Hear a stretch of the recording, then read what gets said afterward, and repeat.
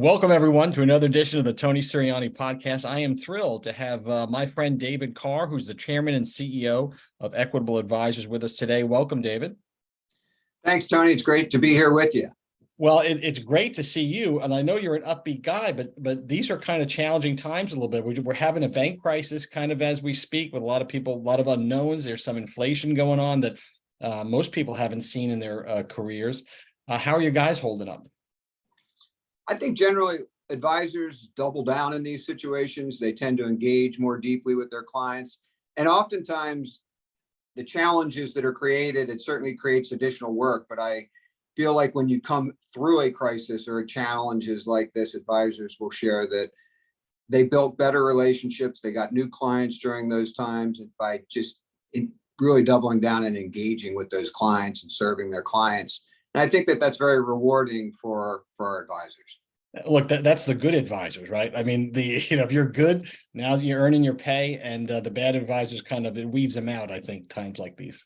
Exactly. Top advisors recognize that it's times like this where you earn your keep with your existing clients, and it gives you an opportunity to get new clients as well. And speaking of which, you were an advisor as well, right? I started out right out of college as an advisor and spent a number of years building a practice that was really focused on small business owners and professionals. That's great. And look, just, I was an advisor too. So it does give you a really good perspective in running a firm. And especially these days, I see a lot of folks out there aggregating, doing these different things that never were in the business. Yeah, I don't know how you could do that. It would be, I don't know how I would do my role sometimes. I can't imagine what it would be like if I hadn't been an advisor and understood what our advisors go through every day. It would make my job that much more difficult. So I'm grateful that I had the opportunity to do that for a number of years, really for quite a period of time. Yeah, but also you're a hands-on guy. I know we talked about going out there, you meet the advisors, you like to be in the field, stuff like that. Well, I spent still the majority of my career in the field. I spent 5 years purely as an advisor. Then I was building a team, or I was hiring, training, and developing my own advisors while still maintaining my own clients. And then was in charge of our office in Philadelphia, along with my partner there, Tim McGuire, for 16 years. And so I was really part of the field for the majority of my career, and still that's where my heart is. Well, yeah, I didn't realize it was Philadelphia. You and I need to talk about Philadelphia food at some point, so we'll make sure we do that. Is that a good thing or a bad thing? Oh, it's a good thing. I love Philadelphia. It's a great town. It's a great food town. It is. People hear Equitable and they think insurance, right? So here we are. We're talking about the wealth management business. What do you tell people when they say, "Oh, Equitable, yeah, you're an insurance company"? Yeah, I mean, I understand that, and that is certainly our history and our legacy, and I'm proud of that history and legacy. I think protection as part of the solution is critical. But what they probably don't realize is that today we're one of the top 10 independent broker dealers in the country. We've got nearly 80 billion in assets on our broker dealer RIA platform, in addition to the other 100 million or so we manage in other products and so forth. So we really are in the wealth management space in a big way, and serving our clients in a big way, and providing our advisors with the tools necessary to really excel and thrive in the holistic wealth management space. And you and I talked a little bit about this, right? Because now you want to grow the firm, so that means you got to jump into the octagon, right? You got to start working, trying to recruit from the wires, trying to recruit from other independents, and you guys can kind of do both. I think I'm trying to think of what we called it. You talked about, and I really liked it, an advisor first mentality. Am I getting that right? I have talked about that. So what I've said is that I really truly believe that on a go forward basis, for firms that are going to thrive going forward, we need to look at it from an advisor first mentality.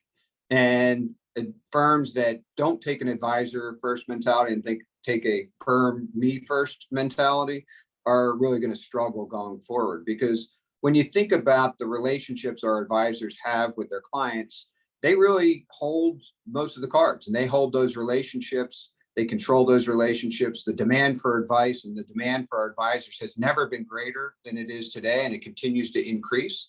And it's really important for us as a firm to really be focused on serving advisors and ultimately helping them serve their clients so that they can build great wealth management Yeah, practices. and I think that's really the thing for a firm, because you would think clients, but really the advisors are your clients. So you really got to take care of them, and they put their clients first.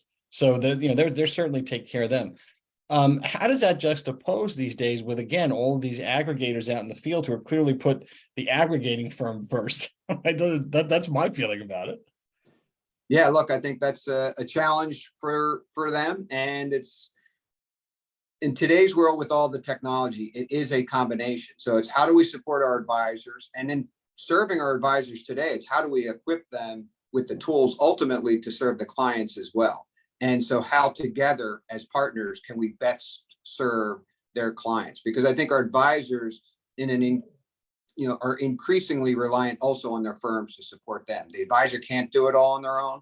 It's really important for an advisor to find a partner in their firm that can help provide them with the tools and the resources that are necessary in order to be able to deliver on client expectations. As I mentioned before, clients' demand for advisors has never been greater, but their expectations have never been greater either. They expect to keep in touch. They expect to have these types of discussions with their advisors on a regular basis, not once every 3 years. And it's really important for our advisors to find the right partner that can help position them with the proper tools and the systems and platforms so that they can really engage deeply with their clients. And I think that's when before advisors, if you're at a big firm, before you go independent, one of the things you worry about is technology, right? I wonder, because you're told every single day, we're investing 700 million in technology. This is the only place you can get this, and then when you leave, you kind of realize, well, wait a second, there's a lot of versions of this thing, out there.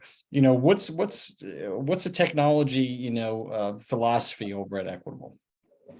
I think from a technology standpoint, again, we recognize that the technology, when we talk to advisors, and whether we're talking to advisors internal or externally, it really is the number one thing advisors have as a priority is what's your technology about and how is that going to support me? And so when we think about our technology, we think about how to integrate the technology so that the advisor can engage with their client deeply through ideally one portal. We're not 100% there yet, but that's the goal, is to get to the point where not only are they able to serve their wealth management needs through one portal, but also integrating insurance and protection needs that they might have elsewhere, other products that they might have elsewhere, and really integrate it all into one place in one view so that they can serve their client holistically. And that kind of goes along with the way Equitable is being, positioning the firm right now, because it's supported independence. I mean, it's independent, but with support, right? And have all the technology and then the scale, which is something you can't do at a small firm. Right. And that is our philosophy, is that we have a supported independence approach. And what our objective is to provide advisors with the flexibility to make their own choices, to serve their clients with open architecture and the products that are most appropriate for the client situation, but at the same time be able to give them the support that they might be accustomed to in a different type of firm structure where they have more support around them, and they can tap into that support as needed or as they want to. It's not really forced upon them, but it's a resource that's there for them that they can leverage to help them as they're building out their practice. Well, that brings up, platform questions, right? So people want to know, not just the technology, but the plan. I know you guys have an open architecture, platform. Would you talk a little bit about that? So we have a great partnership with LPL, and with our partnership with LPL, they power our broker dealer as well as corporate RIA, gives us access to really their universe of products and technology. And then we integrate that with our own platform for both Equitable insurance products, as well as that we have a partnership with Crump, which is provides open architecture on the insurance and annuity side for our advisors, so that we really have a holistic open architecture structure so that the advisor can serve all of their clients' needs. And also, you and I talked a little bit about what it means because we talked a lot, all the stuff we just talked about is sort of doing your practice, right, of how to be an advisor. but there's also the aspect of having a business, and this is your business, right, too. So, the ability to have a succession plan, that works better in a bigger firm than a smaller firm typically. You want to talk a little bit about how you guys are tackling that? Because look, our industry is aging, right? And how do you get people on the team? How do you find teammates? How do you source teammates? There's apparently a great resignation going on. People don't want to work. It's hard to find people to come into the business. How are you guys handling it? It's a great question, and it is an important topic for the industry. We're fortunate. Our average advisor is 46, 47 versus Oh, wow. the industry Okay. average, which I know is quite a bit higher. And that's because we still do hire, train, and develop new advisors. It creates somewhat of a That's a big deal because it's hard to find a place that trains advisors. I mean, Merrill's out of the training business. I mean, people just stop doing it. I mean, training entrepreneurial advisors, right? People still train somebody for a bank program or something, but you guys are maybe one of just a couple that are doing it. we are, and I think it makes us unique, not just for the new advisor coming in, but for the senior advisor that wants to build out a firm. So when we look at our platform, as you said, we've got about 200 firms that are associated with the organization, and most of those firms have been built internally. So if you and I were senior advisors, we said, hey, Tony, let's create a team and a firm together, and we start working together. We approach it so that we're recognized as a firm and paid as a firm. And as we're trying to grow, instead of having to go out and find candidates from the outside and figure out who they might be, we can actually watch some of these newer advisors that are coming in, see how they're progressing, and say, hey, look, let's cherry pick a little here. And here's a great advisor. Let's bring her into our practice with us and have her become a junior partner for us. And it creates this opportunity to not only create a succession plan, but to build a firm within the organization. And many of our firms, that's how they've been built. And so to have that pipeline of quality advisors that you can integrate into your firm as part of our platform, I think is really unique for our situation. Whereas, most independent broker dealers, in order to build that firm out, you'd have to be looking to the outside and thinking about how you're going to hire. You had to look to the outside for money, and eventually guys leave firms in order to monetize. Like if you can't create the right succession plan, you got to kind of do what's right for your family. So you find someone else to buy the book, right? Versus doing it internally. And we do that as well. So we have a succession planning team that works with our advisors. We'll do 50 to 100 succession plans in a given year that are ranging from small practices that are being passed along when an advisor retires or passes away, to larger acquisitions where somebody's retiring with a large book of business and one of our advisors is acquiring that practice internally. So we're pretty active in the succession planning world. And then we partner with outside partners to help educate our advisors on what succession planning looks like, what different structures could look like when they pass it on to their next generation.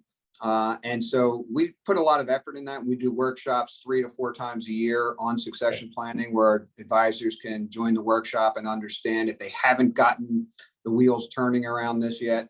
And again, we bring in outside speakers, so it's objective advice that's talking about firm structure. To your point earlier, it's really talking about the business that you have and how you can create equity in that business.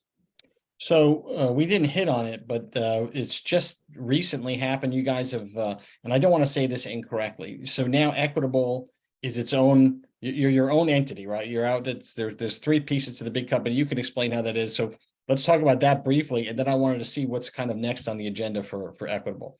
So it's actually we'll be ringing the bell tomorrow on the New York Stock Exchange to celebrate our 5th year since our IPO. And I think what you're referencing there is that this is the first quarter where Equitable Advisors is actually one of the reporting segments for Equitable. So we're reporting out as our own segment and have our own P&L and earnings that's being reported to our shareholders and analysts that are interested in acquiring our stock. And we're doing that because it's a great growth story. We've had a tremendous period of growth over the last 5 years, and we're anxious to share that story more publicly than we have been able to in the past. It's exciting stuff anyway. And what's next? Where are you headed? So now we established who you are. Where are you going to go? Look, it's an exciting time in the wealth management space. There's a lot of opportunity. As I mentioned already once, there's never been greater demand for the advice that our advisors provide. And so when we think about going forward, we want to just continue to support our advisors, but we also want to grow. We know we need to gain even more scale by growing organically. We look inorganically at opportunities as well. We're very disciplined in our approach there. And so it's an exciting time in the business. It's an exciting time for growth for both advisors and firms that are supporting those advisors. And that's what we're looking to do. That's awesome. Hey, I believe it or not, we've been about 20 minutes or so. So I'm going to leave it on a high note. That was pretty good, and appreciate you being here. And look, let's talk again. We want to keep up with what's going on at Equitable. Great, Tony. Thank you for the time. It's been an honor and pleasure. I appreciate it. Thanks, bud.